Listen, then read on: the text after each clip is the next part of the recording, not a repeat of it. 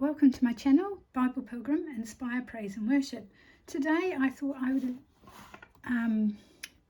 give a review or a look through of this vintage, I don't know, maybe do you call it vintage? I don't know, but it's from 1990, Holy Bible, the New Open Bible, New King James Version, Study Edition by Thomas Nelson. Now this was published in 1990. We were given it a number of years ago. It wasn't new. It's made of bonded leather, and as you can see it has split in places, so it was a well-used Bible, and it is 9.5 inches long by 6.5 wide, and it's 1.5 inches deep. It's gilt edges, gold gilt edges, as you can see they're worn, and yeah, it's a red letter. It's got a paste down liner, you can see the paste down bit there. We have Open Bible presented to presentation page, and we have the title page, and we have the copyright information. Okay, so it starts off with a welcome to the New Open Bible edition. It has a list of contributors to the study aids. I haven't got my proper tripod, so it's a little bit difficult to show this properly at the moment. We've got books of the Old Testament and the New Testament, and we've got contents of the New Open Bible. It's got quite a lot. It's got study helps, biblical information, the general text, and we've got indexed visual study aids.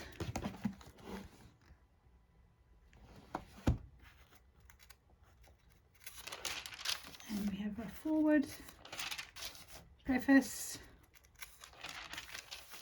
special abbreviations, and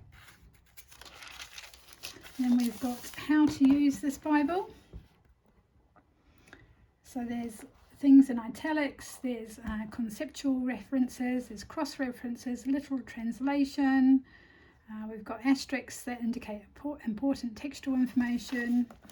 We've got alternative translations, we've got an outline star and a solid star, and they indicate messianic references.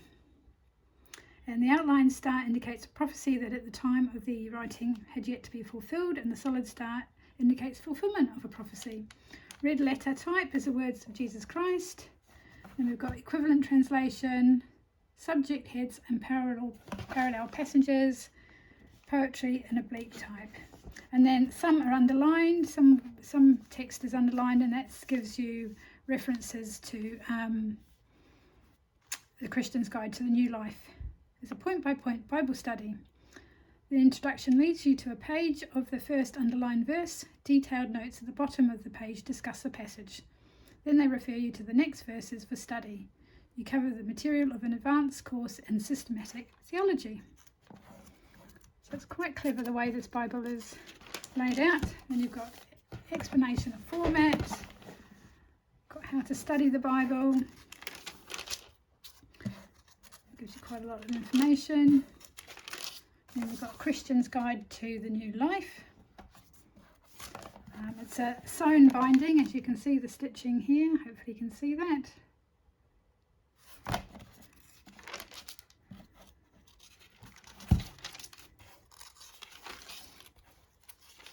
And we have monies, weights and measures. So there's a lot of charts there. And then we have the topical index to the Bible, and this is actually very in-depth. So there's a lot of pages there covering the topical index, so it's lots and lots of information, very useful. I guess it's a bit like a concordance in some ways. But yeah, and then we've got the Old Testament and the New Open Bible Study Edition. And we come to Genesis, so it gives us some information on Genesis, the book of Genesis, the author, the time, and the Christ of Genesis. And it's got little symbols that represent all those things. We've also got keys to Genesis and survey of Genesis over here. Then we have an outline.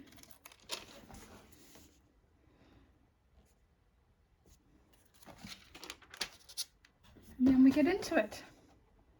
So in each of the books you have little blocks of information. This is on the 6 days of creation.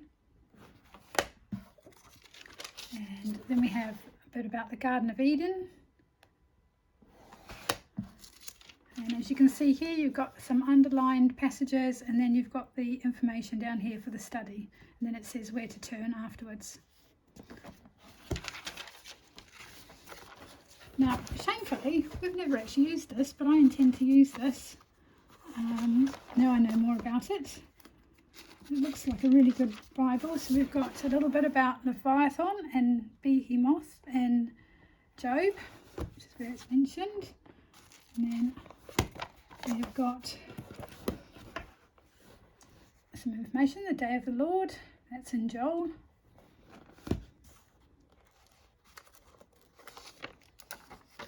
And then at the end of the Old Testament, we've got the Old Testament chronology. And then we've got introduction to the visual survey of the Bible. And as you can see, there is a little bit of bleed through, which is made worse with the camera.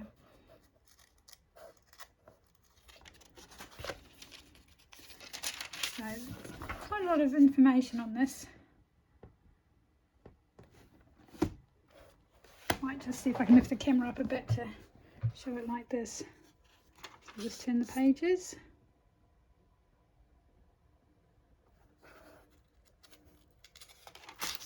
History of Israel. History of Israel.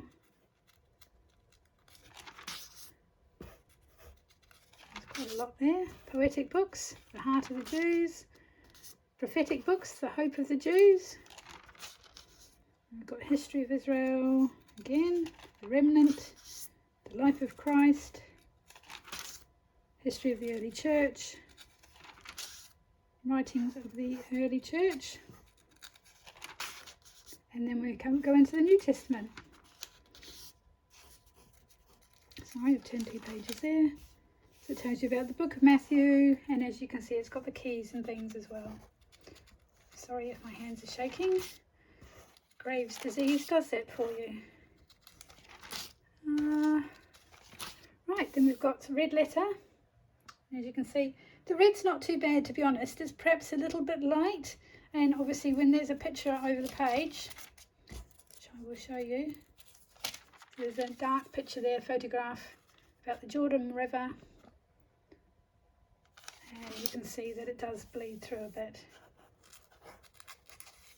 So yeah, so that's the red letter. We have some information on the Lord's Prayer, Sermon on the Mount. So there's a lot in here. It's ever so good. I'm going to turn a few more pages now.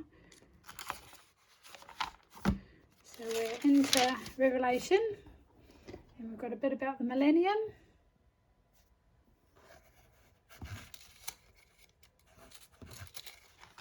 And then we get into harmony of the Gospels.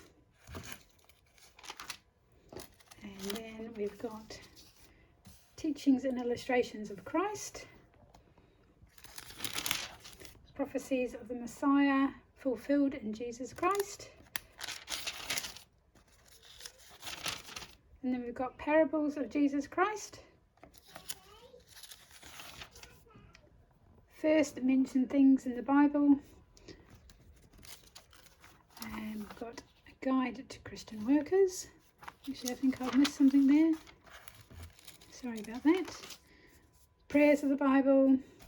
Greatest archaeological discoveries and their effects on the Bible. There's quite a few pages of that, which then goes on to a guide to Christian workers. Hopefully my hand's not shaking too much while I'm holding the camera. I've got concordance. It's quite a nice big concordance, which then goes to the index of maps. And there's obviously maps within the actual Bible as well, I believe. And then we have the maps. They're sort of on a thicker paper, they're not glossy. We have the end card, pages, and that's it. So that is the Open Bible. And I'm going to start really properly digging into it because it looks really good, really interesting. So whilst others are reviewing their newest one, the 50th anniversary edition, I am reviewing the 1990 edition. So there you go. Anyway, I hope you've enjoyed that, and I hope it gives you a little taster of what the Open Bible contains. And I pray you have a blessed week, and we'll catch you another time. Bye.